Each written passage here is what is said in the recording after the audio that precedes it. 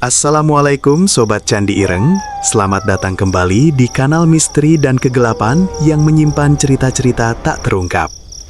Di sini kita akan menelusuri kisah-kisah pesugihan, ritual dan rahasia gelap yang jarang diketahui. Siapkan dirimu, jangan takut, tapi jangan lengah, karena setiap cerita membawa bayangan yang bisa mengikuti kita dalam mimpi. Mari kita mulai dengan kisah yang penuh misteri. Beberapa pasar Wiradesa selalu riuh setiap pagi, bahkan sebelum matahari sempurnanya muncul di langit Pekalongan. Aroma rempah, bau anyir ikan, dan asap dari warung-warung kecil menyatu menjadi satu, menciptakan suasana khas yang bagi sebagian orang menyenangkan, bagi yang lain melelahkan. Di antara tumpukan keranjang buah dan etalase kain, ada pasangan muda bernama Sumi dan Dirun yang sedang berjuang menata barang dagangan mereka. Sumi, perempuan berusia 24 tahun, duduk di atas kursi lipat kecil di depan kios mini mereka. Tangannya cekatan merapikan sepatu bekas yang baru saja ia beli dari tetangga, menggosok debu dan noda yang menempel. Rambutnya dikunci rapi ke belakang, meski beberapa helai jatuh menutupi keningnya. Mata coklatnya menatap sepatu-sepatu itu dengan harapan, berharap setiap pasang bisa laku hari itu. Di sebelahnya, Dirun, suaminya yang berusia 27 tahun, sedang menyapu lantai kios dengan sapu rotan yang mulai usang. Dirun memiliki tubuh kekar karena kerja fisik, namun wajahnya selalu tampak lelah. Ia baru saja berhenti menjadi tukang ojek karena ingin fokus mendampingi Sumi membuka usaha mereka sendiri. "Kita harus jual minimal 3 pasang hari ini, Dirun," kata Sumi dengan nada lembut tapi tegas. "Kalau tidak, kita belum bisa bayar sewa kios minggu ini." Dirun mengangguk, meski matanya memperlihatkan kekhawatiran. "Iya, Sum, tapi aku takut kalau hari ini pasar sepi lagi. Kemarin cuma ada 1 orang yang beli sandal, dan itu pun pas aku tawar murah." Sumi menunduk, menatap sepatu kanvas yang masih mengkilap karena baru dicuci. Ia merasakan jantungnya berdebar, bukan karena lelah, tapi karena rasa cemas yang terus menumpuk. Sejak memutuskan berhenti dari pekerjaan masing-masing untuk membuka kios kecil ini, mereka hidup pas-pasan. Semua tabungan habis untuk menyewa kios, membeli sepatu dan tas bekas, serta membayar biaya hidup sehari-hari. Pasar Wiradesa memang tempat yang ramai, tetapi persaingan juga sengit. Setiap sudut dipenuhi pedagang kaki lima yang menjajakan barang serupa, sepatu bekas, tas lama, bahkan barang-barang baru dengan kualitas pas-pasan. Tidak ada yang memberi keringanan, tidak ada yang menunggu orang malas. Jika tidak cepat, kios mereka akan tenggelam dalam keramaian. Sumi menghela napas panjang.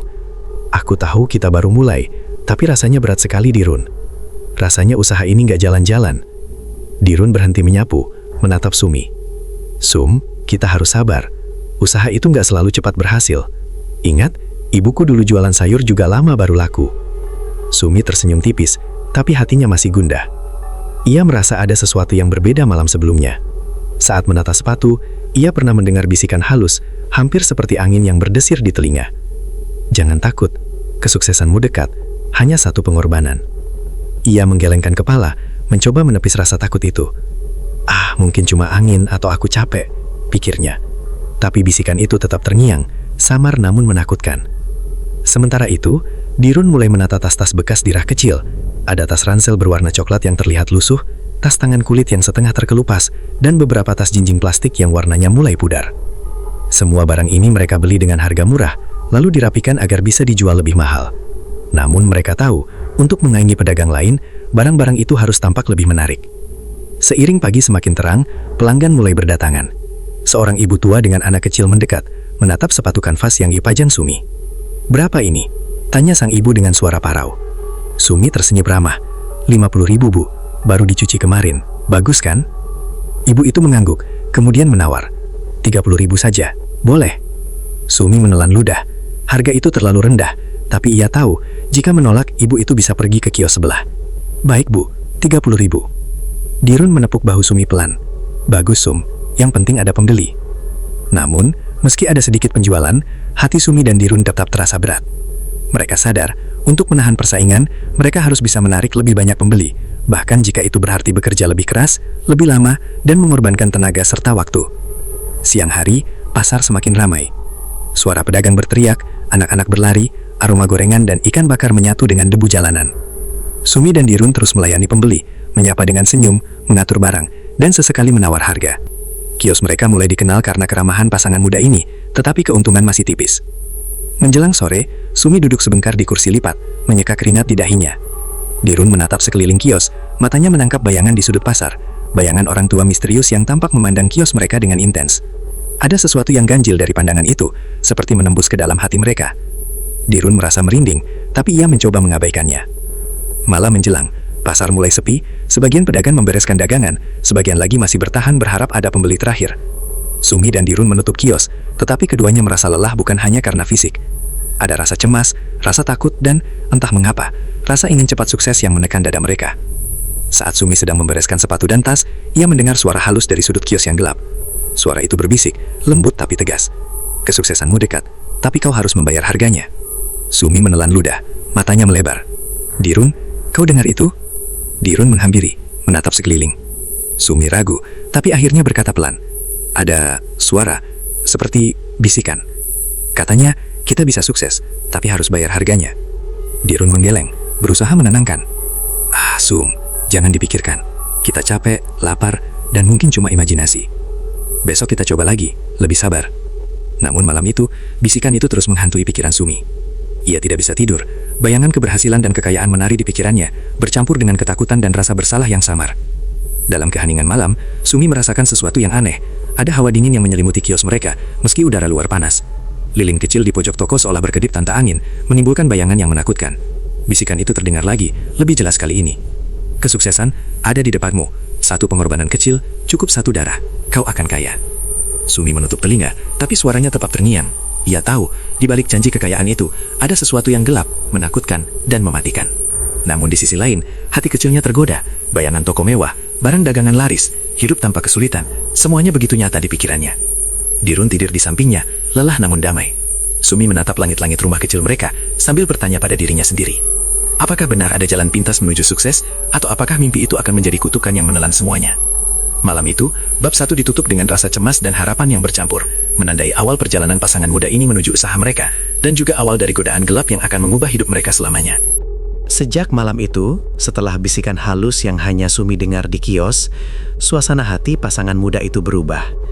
Setiap pagi, saat membuka toko sepatu dan tas kecil mereka di Pasar Wiradesa, Sumi merasa seperti ada mata yang selalu mengawasi. Bayangan gelap seolah menempel di sudut kios membuatnya merimbing. Dirun, yang tampak tenang di depan orang banyak, sebenarnya juga mulai merasakan hal yang sama, walau ia enggan mengakuinya. Hari-hari berlalu, dan usaha mereka tetap berjalan dengan lambat, meski ada sedikit peningkatan pembeli. Namun, keuntungan masih tipis. Sumi dan Dirun mulai merasa tertekan, terutama ketika membayar sewa kios, membeli stok baru, dan memenuhi kebutuhan sehari-hari.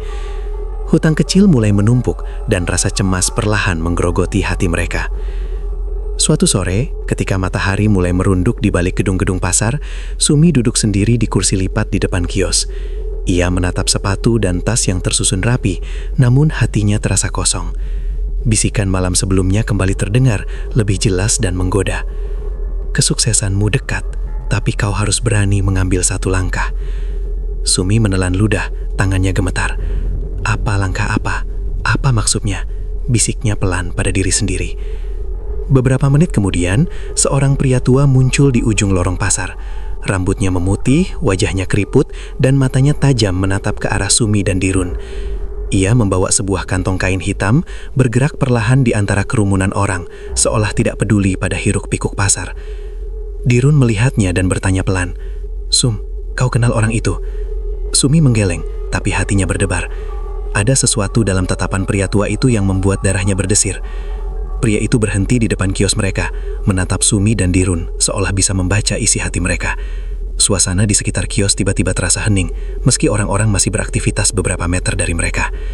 "Ada yang kau inginkan, Pak?" tanya Dirun, mencoba terdengar ramah, tapi hati-hatinya waspada. Pria tua itu tersenyum tipis, namun senyum itu bukan senyum hangat, lebih seperti senyum penuh rahasia gelap. "Aku tahu kalian ingin sukses. Aku bisa membantu, tapi ada harga yang harus dibayar." Sumi menahan napas. "Harga apa, Pak?" Pria tua itu menatap dalam ke arah Sumi. "Satu pengorbanan, cukup satu, agar usaha kalian berkembang pesat. Kalian akan memiliki toko yang ramai, barang dagangan laris, dan kekayaan yang kalian impikan. Tapi, pengorbanan itu harus berasal dari keluarga dekat kalian." Dirun menelan ludah, Wajahnya pucat. Keluarga dekat. Maksudnya siapa? Pria itu tersenyum lagi, lebih menyeramkan. 1 nyawa dari yang paling kalian cintai, dan kalian harus memberikannya dengan kesadaran penuh. Sumi menunduk, jantungnya berdebar kencang. Bayangan ponakan mereka, seorang anak laki-laki berumur 10 tahun yang tinggal di rumah mereka, muncul di pikirannya. Matanya yang polos, senyumnya yang ceria. Bagaimana mungkin ia melakukan hal itu? Ini gila, bisiknya Dirun. Kami tidak bisa. Itu anak kita sendiri, anak ponakan kita. Pria tua itu mengangguk pelan, seolah mengerti ketakutan mereka. Pilihannya ada di tangan kalian. Kalau kalian menolak, usaha kalian akan tetap berjalan lambat, bahkan bisa hancur. Kalian akan hidup miskin, selamanya. Sumi menggenggam tangan Dirun dengan erat, air matanya menetes tanpa disadari. Dirun, tapi aku takut, aku tidak sanggup. Dirun menarik nafas panjang. Sum, kita tidak bisa. Tidak mungkin kita melakukan itu, meskipun kita ingin sukses. Pria tua itu menatap mereka lama, lalu berbalik berlahan dan berjalan pergi. Ia meninggalkan udara dingin yang membekap kios, seolah jejaknya membawa hawa kematian. Sumi dan Dirun saling menatap, tidak berani bicara. Suara pasar terdengar jauh, tapi di dalam hati mereka hanya ada kesunyian. Malam itu, di rumah kecil mereka, Sumi terjaga, tidak bisa tidur. Ia menatap langit-langit kamar, bayangan bisikan itu terus muncul. Ia merasakan godaan yang kuat, seperti magnet yang menariknya pada janji kekayaan. Di sisi lain, hatinya hancur membayangkan nyawa ponakannya menjadi alat keserakahan mereka. Dirun tidur di sebelahnya, tapi wajahnya penuh kegelisahan. Ia bermimpi buruk, ponakan mereka menangis, mengutuk mereka, dan toko mereka terbakar dalam api. Ia terbangun berkali-kali, merasa napasnya tercekat oleh rasa takut dan bersalah. Hari-hari berikutnya, godaan semakin nyata. Setiap kali mereka membuka kios, pembeli mulai berdatangan sedikit lebih banyak dari biasanya. Sepatu dan tas yang dijual laku lebih cepat. Dirun mulai curiga, tapi Sumi merasakan kegembiraan yang tak terkira. Uang mulai mengalir sedikit demi sedikit, memberi mereka harapan. Suatu sore, ketika matahari mulai merunduk di balik gedung-gedung pasar, Sumi berbisik pelan kepada Dirun. Dirun, lihat, barang-barang kita laku. Mungkin ada jalan keluar. Dirun menatapnya dengan tatapan campur antara marah dan takut. Malam itu, udara di rumah Sumi dan Dirun terasa lebih berat daripada biasanya. Kamar mereka yang sempit dipenuhi kegelapan yang tampak hidup, seolah menunggu mereka untuk membuat keputusan. Sumi duduk di lantai, kaki bersilang, di depan meja kecil yang dipenuhi dupa dan lilin yang mulai menyala. Aroma dupa menyengat, menembus hidung dan menggetarkan kulitnya. Dirun berdiri di belakangnya, menatap sekilas barang-barang yang tersusun rapi di rak. Matanya berkaca-kaca, karena ia tahu apa yang akan mereka lakukan.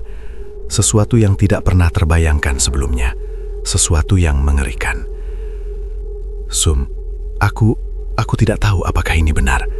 Dirun berbisik, suaranya nyaris tak terdengar. Sumi menoleh, mata coklatnya berkilat karena cahaya lilin. Aku juga takut, tapi rasanya kalau ini jalan satu-satunya, kita tidak punya pilihan lain.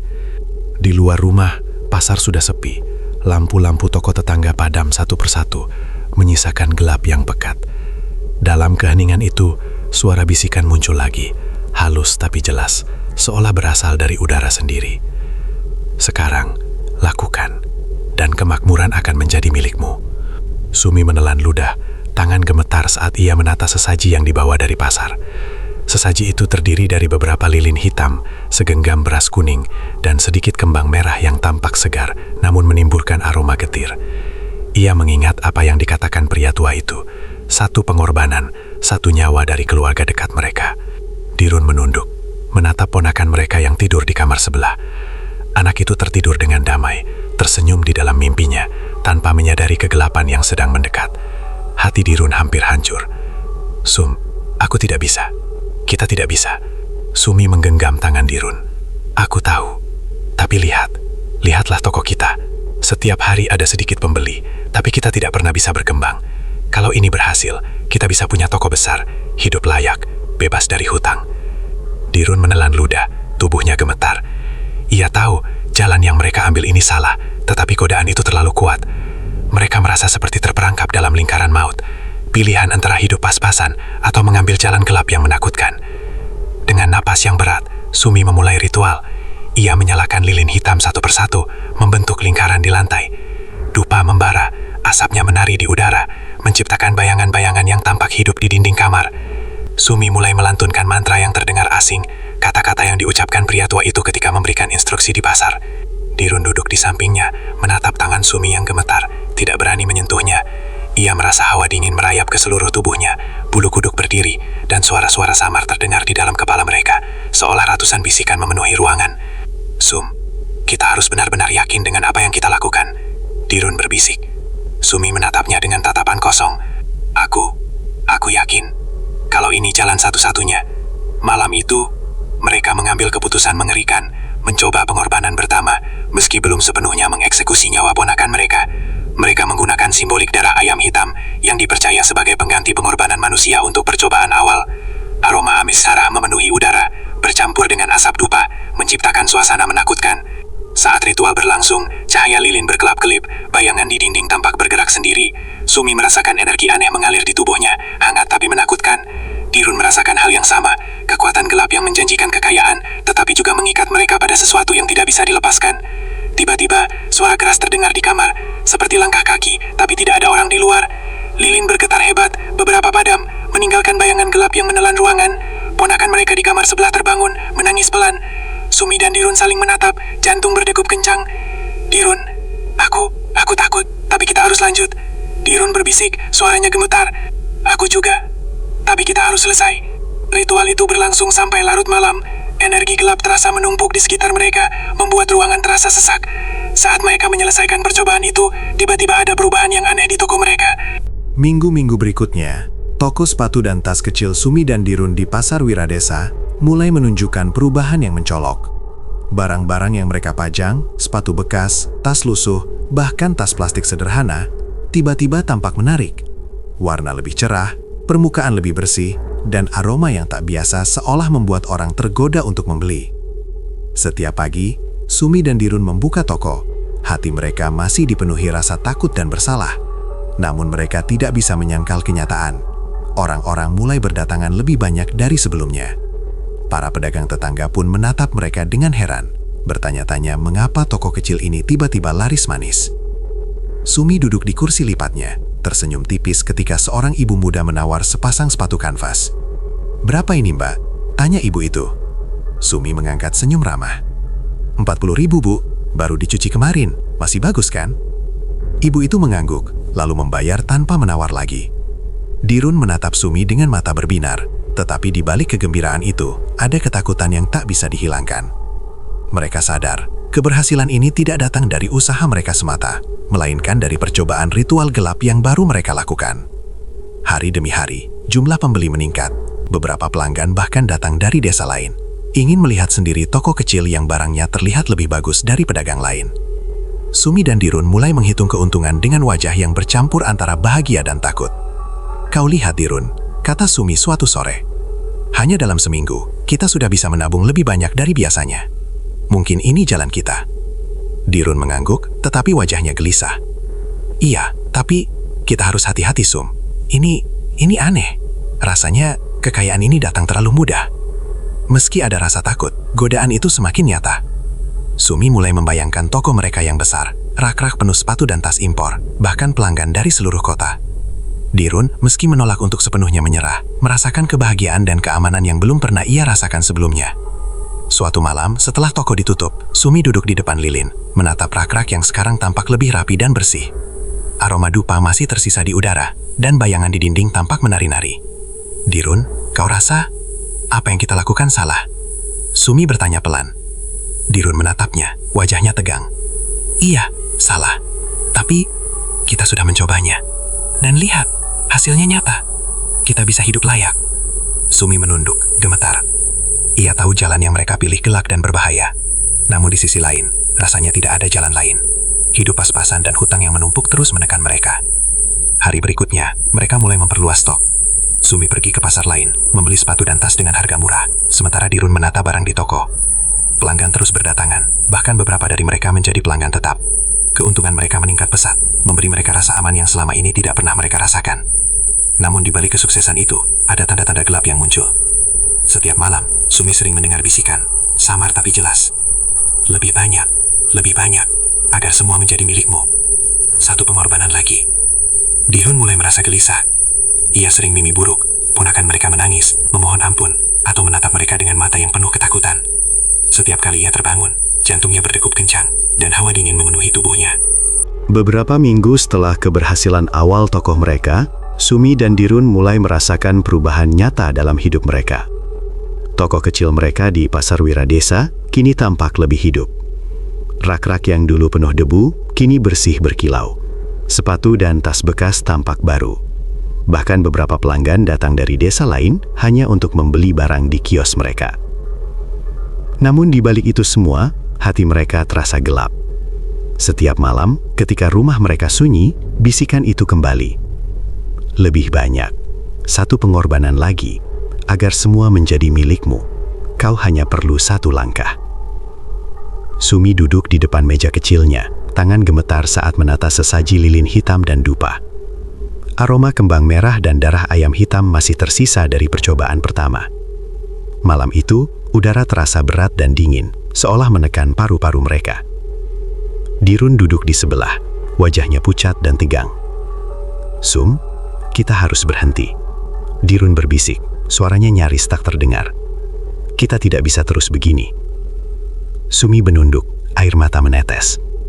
"Aku tahu, tapi lihat Dirun, tokoh kita. Setiap hari laku semua, uang mulai menumpuk. Kita bisa hidup layak, bebas hutang." Dirun menghela napas panjang, menatap ponakan mereka yang sedang tidur di kamar sebelah. Bayangan anak itu yang polos dan ceria memenuhi pikirannya. "Sum, jangan. Kita tidak bisa." Namun bisikan gelap itu semakin jelas malam itu. "Kau telah merasakan kekuasaan. Ini hanya awal. Satu nyawa, dan semua milikmu." Sumi menunduk, gemetar. Hatinya terasa terbelah. Di satu sisi ia ingin kesuksesan. Di sisi lain rasa bersalah dan cinta pada keluarga menahan dirinya. Dirun menatapnya. Wajahnya dipenuhi ketakutan. Hari-hari berikutnya, efek dari ritual pertama semakin nyata. Tokoh mereka semakin ramai. Keuntungan meningkat drastis. Sumi dan Dirun mulai merasa aman secara finansial. Bahkan mereka bisa membeli barang-barang yang sebelumnya tak terjangkau. Namun, setiap malam, rasa bersalah semakin menghantui mereka. Suatu sore, saat toko mulai sepi, seorang pedagang tetangga mendekati mereka. "Nak, aku dengar toko kalian laris sekali. Bahkan lebih laku dari toko besar di ujung pasar. Ada rahasia apa?" Sumi tersenyum tipis, mencoba terdengar ramah. "Mungkin karena kami rajin merawat barang, Pak." Pedagang itu menatap mereka lama, lalu pergi. Dirun menatap Sumi dengan wajah serius. "Sum, kau merasa ada yang aneh kan? Ini terlalu cepat." Sumi menelan ludah. "Iya, tapi aku tidak bisa menyangkal. Ini nyata. Lihat hasilnya." Malam itu, mereka duduk di kamar, menyalakan lilin hitam, dan menata sesaji. Aroma dupa dan kembang merah memenuhi udara, menciptakan suasana menakutkan. Bisikan gelap kembali terdengar, lebih keras dari sebelumnya. "Sudah waktunya. Satu nyawa dari yang paling kau cintai. Kau tahu siapa?" Sumi menunduk, menutup wajah dengan kedua tangan. Air matanya menetes, hatinya hancur. Aku tidak bisa. Anak itu, ponakan kita." Dirun meremas tangan Sumi. "Sum, aku juga tidak bisa. Tapi kau tahu, kita sudah terlalu jauh. Jalan mundur hampir tidak mungkin." Mereka terdiam beberapa saat. Hening di kamar begitu pekat, sehingga suara napas mereka terdengar keras. Ponakan mereka tidur di kamar sebelah, tidak menyadari bahaya yang mengintai. Bisikan itu semakin memaksa. Keberhasilan tidak datang tanpa harga. Kau sudah merasakan rasanya. Tapi jika ingin lebih, satu nyawa. Sumi menunduk lebih dalam. Hatinya terasa panas. Ia merasakan godaan yang mengerikan. Toko yang lebih besar, barang-barang impor, pelanggan dari seluruh kota, dan kekayaan yang tak terbatas. Bayangan itu begitu nyata sehingga seolah bisa disentuh. Dirun menatapnya. Wajahnya menegaskan ketakutannya. Kita bisa gagal, atau kita bisa menjadi kaya. Tapi harga itu, satu nyawa. Sumi menunduk, gemetar. Aku takut. Tapi rasanya aku ingin. Hari-hari berikutnya, Sumi mulai menatap ponakan Rika dengan tatapan gelisah. Setiap kali anak itu tersenyum atau bercanda, hati Sumi terasa hancur. Malam itu, udara di rumah Sumi dan Dirun terasa lebih dingin dari biasanya. Angin berhembus melalui jendela yang sedikit terbuka, membawa aroma kembang dan dupa yang masih tersisa dari ritual sebelumnya. Lilin hitam yang mereka siapkan di ruang tengah berkedip-kedip, menyorot bayangan gelap di dinding. Ruangan itu terasa sesak, seolah menekan dada mereka dengan ketakutan yang tak bisa dijelaskan. Sumi duduk di lantai, lututnya bersilang, mata menatap ponakan mereka yang tertidur di kamar sebelah. Dirun berdiri di belakangnya, wajahnya pucat, tubuhnya gemetar, tapi matanya tetap fokus pada ritual yang harus mereka lakukan malam itu. "Kita tidak bisa mundur lagi, Sum," bisik Dirun, suaranya serak. "Kita sudah terlalu jauh. Jalan ini sudah menunggu kita." Sumi menunduk, menahan napas. Air matanya menetes, menembus pipi. Aku tahu, tapi rasanya berat sekali. Aku tidak bisa membayangkan melakukannya. Namun bisikan gelap itu terdengar lagi, lebih keras dari sebelumnya. "Ini saatnya, satu nyawa, satu langkah, dan semua milikmu." Sumi menelan ludah, hatinya terasa hancur. Ia tahu apa yang harus dilakukan, tapi rasa cintanya pada ponakan mereka membuatnya hampir lumpuh.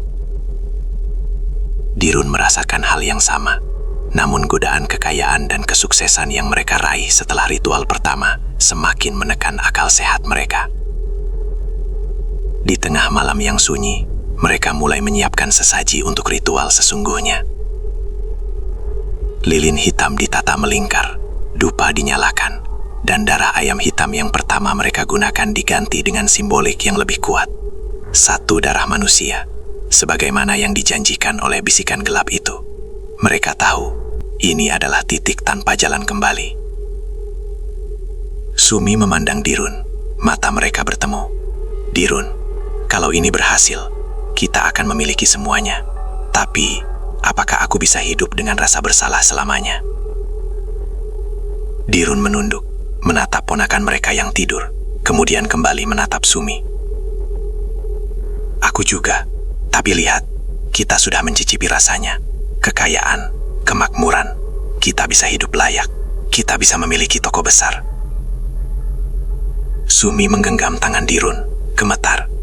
"Aku takut, aku benar-benar takut." Dirun menarik napas panjang.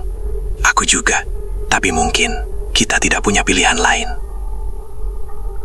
Mereka mulai melantunkan mantra yang lebih panjang dan rumit, kata-kata yang diberikan oleh pria tua di pasar beberapa minggu lalu. Suara mereka gemetar, namun setiap kata terasa mengikat mereka dalam energi gelap yang nyata. Bayangan lilin menari-nari di dinding, menciptakan ilusi seolah ruangan itu hidup. Sesaat kemudian, hawa dingin yang menusuk seluruh tubuh mereka menyelimuti ruangan. Lilin bergetar hebat, beberapa padam, meninggalkan kegelapan yang hampir menelan seluruh rumah. Ponakan mereka terbangun, menangis, tapi Sumi dan Dirun tidak bisa menoleh. Mereka tahu, setiap gerakan kecil bisa menghentikan ritual, dan itu berarti semua usaha mereka akan sia-sia. Bisikan itu semakin jelas. "Satu nyawa, cukup satu, dan semua menjadi milikmu." Sumi menunduk, gemetar, air mata menetes deras. Aku tidak bisa, tapi rasanya kita tidak punya pilihan." Dirun mengangguk, wajahnya pucat, bibirnya gemetar. "Kita harus melakukannya, untuk hidup kita, untuk toko kita." Dalam kegelapan itu, mereka mulai melakukan langkah pertama ritual. Simbolik darah manusia ditempatkan di tengah lingkaran lilin. Hawa gelap semakin pekat, dan suara bisikan bergema di seluruh rumah. Sumi merasakan energi yang aneh mengalir melalui tubuhnya. Hangat, tapi menakutkan, seperti menggoda dan menghukum sekaligus. Tiba-tiba, mereka merasakan bayangan di sekeliling mereka bergerak, seperti makhluk yang hidup dari kegelapan. Ponakan mereka terbangun lagi, namun suara itu tidak terdengar bagi mereka, seolah terperangkap di dimensi lain. Hati Sumi hampir pecah, tapi godaan untuk kesuksesan dan kekayaan membuatnya tetap bertahan. Malam itu, mereka menyelesaikan ritual dengan gemetar. Lilin hitam dipadamkan satu persatu, dan udara di rumah kembali normal. Tapi hati mereka tetap terasa berat, penuh rasa bersalah dan ketakutan. Keesokan harinya, efek ritual terasa segera. Toko mereka di Pasar Wiradesa menjadi lebih ramai dari sebelumnya. Pelanggan datang dari berbagai desa, membeli sepatu dan tas tanpa menawar. Barang yang sebelumnya tampak biasa kini terlihat mewah dan eksklusif. Keuntungan meningkat drastis, memberi mereka rasa aman yang belum pernah mereka rasakan. Sumi menatap Dirun, campuran antara kegembiraan dan ketakutan di wajahnya. Beberapa minggu setelah ritual pertama dengan simbolik darah, kehidupan Sumi dan Dirun berubah drastis. Toko mereka di Pasar Wiradesa semakin ramai. Pelanggan datang silih berganti, memborong sepatu dan tas bekas yang kini tampak seperti baru. Bahkan beberapa di antaranya tampak seperti barang impor mewah. Uang mulai menumpuk di meja kasir, memberi mereka rasa aman yang belum pernah mereka rasakan sebelumnya. Namun di balik keberhasilan itu, rasa bersalah dan ketakutan mulai menghantui mereka. Setiap malam, bisikan gelap kembali terdengar, semakin menuntut, lebih jelas dan tidak bisa diabaikan. Kau telah mencicipi kekuasaan, tapi jalan belum selesai.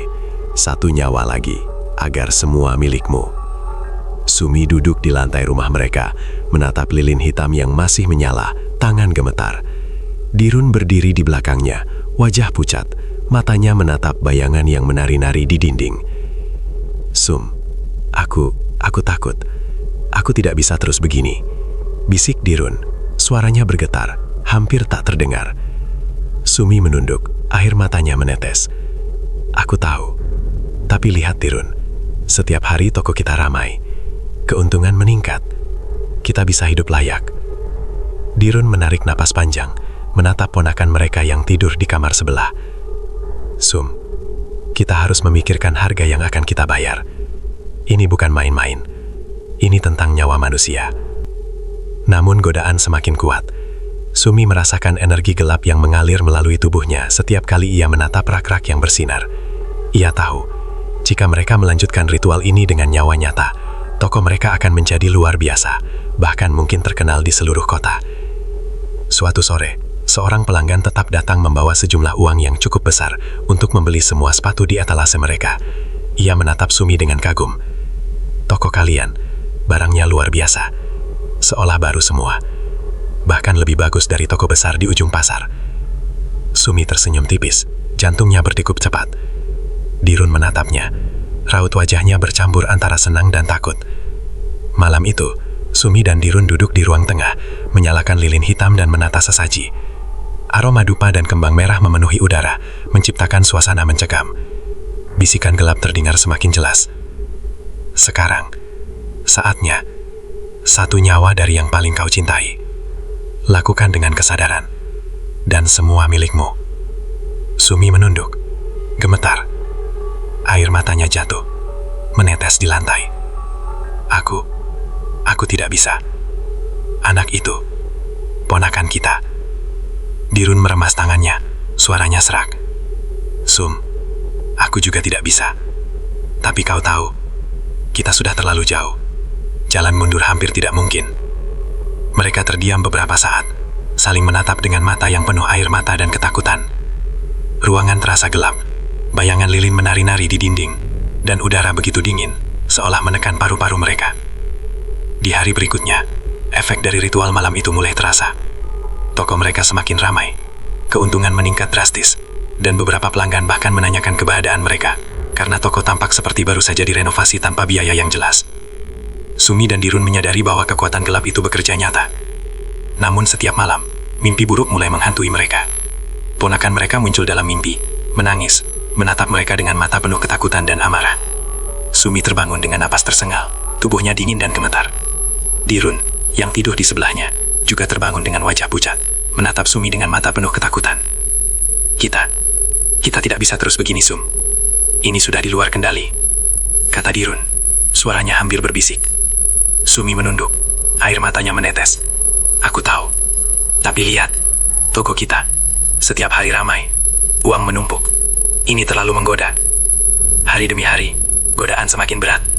Mereka mulai membayangkan toko yang lebih besar, rak-rak menu sepatu dan tas impor, bahkan pelanggan dari seluruh kota. Kekayaan dan kesuksesan mulai menutupi rasa bersalah mereka, namun bayangan gelap tetap menempel di hati mereka. Suatu malam, ketika rumah sunyi, Bisikan itu terdengar lagi, lebih jelas, lebih memaksa. Kau telah mencicipi rasanya. Sekarang saatnya nyawa nyata. Malam-malam itu, rumah Sumi dan Dirun diselimuti kegelapan pekat. Hanya lilin hitam yang berkelap-kelip di ruang tengah, menyorot bayangan yang menari-nari di dinding, menciptakan ilusi seolah ruangan itu hidup. Aroma dupa dan kembang merah memenuhi udara, bercampur dengan aroma logam yang getir, tanda persiapan pengorbanan yang sesungguhnya. Ponakan mereka tidur di kamar sebelah, tidak menyadari nasib yang mengintai. Hati Sumi berdegup kencang, air mata menetes deras. Dirun berdiri di belakangnya, wajah pucat, tangan gemetar, tetapi matanya tetap fokus pada ritual yang harus dilakukan malam itu. "Sum, kita tidak bisa mundur lagi," bisik Dirun, suaranya hampir pecah. Ini sudah di luar kendali." Sumi menunduk, menahan napas. "Aku tahu, tapi rasanya berat sekali. Aku tidak bisa membayangkan melakukannya." Bisikan gelap terdengar lagi, lebih jelas dan memaksa. "Ini saatnya, satu nyawa dari yang paling kau cintai. Lakukan sekarang dan semua milikmu." Sumi menelan ludah, gemetar.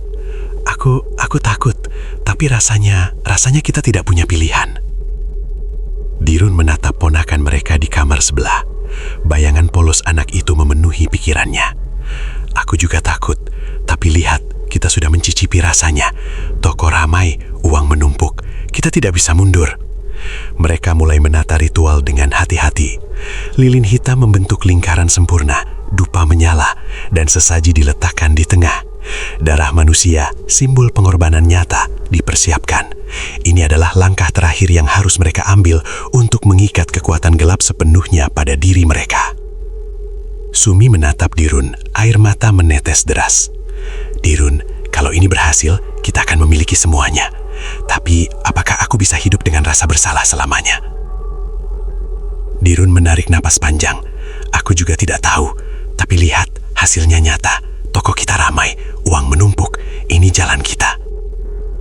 Mereka mulai melantunkan mantra gelap yang panjang dan rumit, kata-kata yang diberikan oleh pria tua di pasar. Suara mereka gemetar, tetapi energi gelap terasa mengalir melalui tubuh mereka. Hangat tapi menakutkan, menggoda dan menghukum sekaligus. Tiba-tiba, hawa dingin menusuk seluruh tubuh mereka. Bulu kuduk berdiri. Lilin bergetar hebat, beberapa padam, meninggalkan bayangan gelap yang hampir menelan seluruh rumah. Ponakan mereka menangis, terbangun dari mimpi, tapi tangis itu seolah tak terdengar di telinga mereka, terperangkap dalam dimensi lain. Sumi menunduk, gemetar, air mata menetes deras. Aku tidak bisa. Anak itu ponakan kita." Dirun menggenggam tangannya, suaranya serak. "Aku juga tidak bisa, tapi kita harus melakukannya. Untuk hidup kita, untuk toko kita." Energi gelap semakin kuat, menekan mereka untuk melanjutkan. Lilin hitam berkelap-kelip, bayangan menari liar, dan udara terasa sesak. Sumi dan Dirun mengalirkan energi gelap itu melalui mantra, merasakan tubuh mereka terikat oleh janji kekuasaan yang mereka buat sebelumnya. Saat ritual mencapai puncak, mereka menyadari bahwa satu langkah terakhir adalah pengorbanan nyata. Ponakan mereka harus diikat ke lingkaran lilin. Sumi menatap anak itu, hatinya hancur, tetapi godaan untuk kekayaan membuat tangannya bergerak sendiri, mengikat ponakan itu dengan kain hitam yang mereka persiapkan. Anak itu menangis, berteriak, tetapi suara itu hanya menambah ketegangan di ruangan. Dirun menutup mata, menahan napas, gemetar hebat. "Sum, jangan, ini terlalu berat." Namun bisikan gelap terdengar semakin memaksa. "Cukup satu nyawa, dan semua menjadi milikmu. Lakukan sekarang." Sumi menunduk, gemetar, air mata menetes deras. Tangannya bergerak mengikuti instruksi mantra, dan untuk pertama kalinya, mereka melakukan pengorbanan nyata. Saat ritual selesai, suasana di rumah berubah. Lilin hitam tetap menyala, namun udara terasa berat, sesak, dan mencekam. Energi gelap yang mereka panggil kini mengikat mereka sepenuhnya. Ponakan mereka terdiam, menangis pelan, dan energi itu terasa menempel di seluruh tubuh Sumi dan Dirun, memberi mereka rasa kekuasaan, sekaligus rasa takut yang luar biasa. Keesokan harinya, toko mereka menjadi lebih ramai dari sebelumnya. Barang laku keras, pelanggan datang dari desa-desa jauh. Uang menumpuk di meja kasir, memberi mereka rasa aman dan kekayaan yang selama ini diimpikan. Namun di hati mereka, rasa bersalah dan ketakutan semakin membesar. Setiap malam, mimpi buruk tentang ponakan mereka terus menghantui. Anak itu menangis, menatap mereka dengan mata yang penuh ketakutan dan amarah. Sumi menatap Dirun, wajahnya penuh air mata dan ketegangan. Dirun, lihat, semua ini nyata, kekayaan itu nyata. Tapi rasanya harga ini terlalu tinggi. Dirun menelan ludah, wajahnya pucat. Iya, tapi lihat, hasilnya nyata, kita tidak bisa mundur. Hari demi hari, efek dari ritual semakin terasa. Mereka mulai membayar hutang, membeli stok barang lebih banyak, dan menabung untuk memperluas toko. Toko kecil mereka kini tampak lebih hidup, etalase rapi, barang tampak baru, dan pelanggan terus berdatangan. Namun setiap malam, bisikan gelap kembali, lebih keras, menuntut pengorbanan tambahan. Sumi dan Dirun menyadari bahwa mereka telah memasuki jalan tanpa jalan kembali. Kekayaan dan kesuksesan toko datang dari jalan gelap yang menuntut nyawa manusia, dan bayangan hitam terus menempel di hati mereka. Setelah pengorbanan sesungguhnya, rumah Sumi dan Dirun terasa lebih sunyi dari sebelumnya. Kekayaan yang mereka raih dari toko di Pasar Wiradesa membuat hidup mereka tampak sempurna di permukaan. Barang laku keras, pelanggan datang silih berganti, rak-rak penuh sepatu dan tas yang tampak baru. Uang menumpuk di meja kasir. Namun di balik semua itu, tekanan batin mulai menghantui mereka. Setiap malam, mimpi buruk terus menghantui. Ponakan mereka muncul, menatap mereka dengan mata yang penuh ketakutan, menangis atau berteriak memanggil mereka dengan nada yang menusuk hati. Sumi sering terbangun dengan tubuh dingin, napas tersengal, dan gemetar hebat. Dirun pun merasakan hal yang sama. Mereka berdua merasa terikat oleh bayangan gelap yang tak terlihat. Suatu malam, saat rumah sunyi, Sumi duduk di lantai ruang tengah, menatap lilin hitam yang masih menyala. Aroma dupa dan kembang merah memenuhi udara, menciptakan suasana mencekam. Dirun duduk di sampingnya, wajah pucat, mata memandang kosong ke dinding. Dirun, aku tidak bisa terus begini. Setiap malam aku melihatnya. Anak itu, ponakan kita. Sumi suaranya gemetar, nyaris berbisik. Dirun menarik napas panjang. Aku juga, Sum. Tapi lihat, toko kita, semua laku keras, pelanggan ramai, uang menumpuk. Kita tidak bisa mundur. Bisikan gelap terdengar lagi, lebih jelas dan menuntut. Kau telah mengambil langkah pertama, tapi jalan belum selesai. Satu nyawa lagi, agar semua milikmu. Jangan takut, lakukan. Sumi menunduk, air matanya menetes deras. Aku takut. Tapi rasanya kita tidak punya pilihan. Dirun menggenggam tangannya. Aku juga takut. Tapi lihat, kita sudah melihat hasilnya. Kekayaan nyata, toko ramai. Hari demi hari, efek ritual semakin nyata. Barang-barang yang mereka jual semakin laku keras. Pelanggan mulai mengenal toko mereka sebagai tempat yang ajaib. Barang bekas tampak seperti baru. Orang-orang di pasar mulai membicarakan kesuksesan mereka, beberapa dengan rasa iri, beberapa dengan kekaguman. Namun tekanan batin dan rasa bersalah semakin meningkat.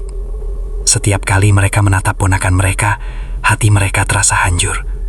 Anak itu tersenyum, tertawa, atau menangis, dan semua itu menekan moral Sumi dan Dirun. Mereka mulai menyadari bahwa kekayaan yang mereka raih datang dengan harga psikologis yang sangat tinggi. Suatu sore, seorang pedagang tetangga mendekati mereka dengan wajah penasaran.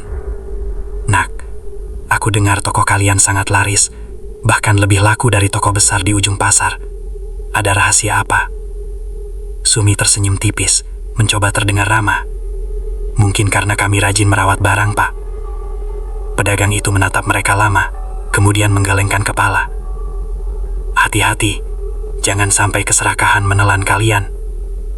Sumi dan Dirun menatap satu sama lain, menyadari kata-kata itu seperti cermin dari rasa bersalah mereka sendiri. Namun godaan kekayaan terlalu kuat untuk diabaikan. Malam itu, mereka menyalakan lilin hitam lagi, menata sesaji, dan melakukan ritual lanjutan. Bisikan gelap terdengar semakin memaksa. Cukup satu nyawa, dan semua menjadi milikmu. Lakukan sekarang. Sumi menunduk, tangan gemetar. Aku takut. Tapi rasanya Rasanya kita tidak bisa mundur. Dirun menatapnya, wajah pucat, tetapi matanya bersinar karena godaan kekayaan. Aku juga takut. Tapi lihat, hasilnya nyata. Toko ramai, uang menumpuk. Mereka melantunkan mantra panjang, suara gemetar, energi gelap mengalir melalui tubuh mereka. Lilin bergetar, beberapa padam, meninggalkan bayangan pekat yang menelan ruangan. Ponakan mereka menangis di kamar sebelah, tapi suara itu seolah tidak terdengar. Setelah ritual selesai, efeknya segera terasa. Toko mereka semakin ramai, keuntungan meningkat drastis, dan barang-barang yang dijual tampak lebih menarik dari sebelumnya. Namun di hati mereka, rasa bersalah dan ketakutan semakin membesar. Hari demi hari, mimpi buruk Sumi dan Dirun semakin intens. Ponakan mereka muncul dengan wajah menakutkan, menatap mereka dengan mata penuh ketakutan, menangis, atau berteriak memanggil mereka. Setiap malam, lilin hitam dan aroma dupa memicu rasa bersalah yang mendalam. Di sisi sosial, gosip mulai bermunculan. Beberapa pedagang melihat perubahan drastis pada toko Sumi dan Dirun. Barang tampak lebih bagus, penjualan meningkat drastis, dan beberapa orang mulai curiga. Beberapa bahkan mendengar kabar bahwa mereka mendapat kekayaan secara cepat dan aneh. Sumi menatap Dirun, wajahnya penuh air mata dan ketegangan. Dirun, lihat, semua ini nyata, kekayaan itu nyata, tapi rasanya kita tidak punya harga ini. Malam itu, rumah Sumi dan Dirun sunyi. Hanya lilin hitam yang berkelap-kelip di ruang tengah, menyorot bayangan yang menari liar di dinding. Aroma dupa dan kembang merah memenuhi udara, bercampur dengan aroma logam yang getir, pertanda ritual terakhir yang mereka lakukan. Ponakan mereka tidur di kamar sebelah, tidak menyadari nasib yang mengintai. Hati Sumi berdegup kencang, nafas tersengal, air matanya menetes deras. Dirun berdiri di belakangnya, wajah pucat, tubuh gemetar, tetapi matanya tetap fokus pada ritual terakhir yang mereka lakukan. Sum, ini titik akhir, kita tidak bisa mundur lagi, bisik Dirun, suaranya hampir pecah. Sumi menunduk, menahan nafas. Aku tahu, tapi rasanya berat sekali. Aku tidak bisa membayangkan melakukannya. Bisikan gelap terdengar lagi, lebih jelas, lebih menuntut. Ini saatnya, satu nyawa dari yang paling kau cintai, lakukan sekarang, dan semua milikmu. Jangan takut, kekayaan abadi menantimu. Sumi menelan ludah, gemetar. Aku takut, tapi rasanya kita tidak punya pilihan. Dirun menatap ponakan mereka di kamar sebelah. Bayangan polos anak itu memenuhi pikirannya. Aku juga takut, tapi lihat, kita sudah mencicipi rasanya. Toko ramai, uang menumpuk, kita tidak bisa mundur. Mereka mulai menata ritual dengan hati-hati. Lilin hitam membentuk lingkaran sempurna, dupa menyala, dan sesaji diletakkan di tengah. Darah manusia yang sesungguhnya, pengorbanan terakhir, dipersiapkan. Ini adalah titik puncak dari semua jalan gelap yang mereka pilih. Sumi menatap Dirun, air matanya menetes deras. Dirun, kalau ini berhasil, kita akan memiliki semuanya. Tapi apakah aku bisa hidup dengan rasa bersalah selamanya? Dirun menarik nafas panjang. Aku juga tidak tahu, tapi lihat, hasilnya nyata. Toko ramai, uang menumpuk, ini jalan kita. Mereka mulai melantunkan mantra gelap yang panjang, kata-kata yang mengalir seperti nyanyian dari dimensi lain. Suara mereka gemetar, energi gelap terasa mengalir melalui tubuh mereka, hangat tapi menakutkan, menggoda sekaligus menghukum. Tiba-tiba, hawa dingin menusuk seluruh tubuh, bulu kuduk berdiri. Lilin bergetar hebat, beberapa padam, meninggalkan bayangan gelap yang hampir menelan seluruh rumah. Ponakan mereka menangis, terbangun, tetapi tangis itu tidak terdengar, terperangkap di dimensi lain. Sumi menunduk, gemetar, air matanya menetes deras. Aku tidak bisa, anak itu, ponakan kita. Dirun menggenggam tangannya, suaranya serat. Aku juga tidak bisa, tapi kita harus melakukannya. Untuk hidup kita, untuk toko kita. Energi gelap semakin kuat, menekan mereka untuk melanjutkan. Lilin hitam berkelap-kelip, bayangan menari liar, dan udara terasa sesak. Sumi dan Dirun mengalirkan energi gelap melalui mantra, merasakan tubuh mereka terikat oleh janji kekuasaan yang mereka buat sebelumnya. Saat ritual mencapai puncak, satu langkah terakhir adalah pengorbanan nyata. Ponakan mereka harus diikat ke lingkaran lilin. Sumi menatap anak itu, hatinya hancur, tetapi godaan kekayaan membuat tangannya bergerak sendiri. Terima kasih Sobat Candi Ireng telah mengikuti kisah malam ini. Ingat, Setiap kekayaan dan kesuksesan bisa datang dari jalan yang gelap, dan tak semua yang tampak indah itu aman. Jangan lupa untuk like, subscribe, dan nyalakan lonceng agar tidak ketinggalan cerita berikutnya yang penuh misteri dan kegelapan. Sampai jumpa di episode selanjutnya. Tetap waspada, tetap berhati-hati, dan selalu ingat, bayangan bisa muncul di tempat paling tak terduga.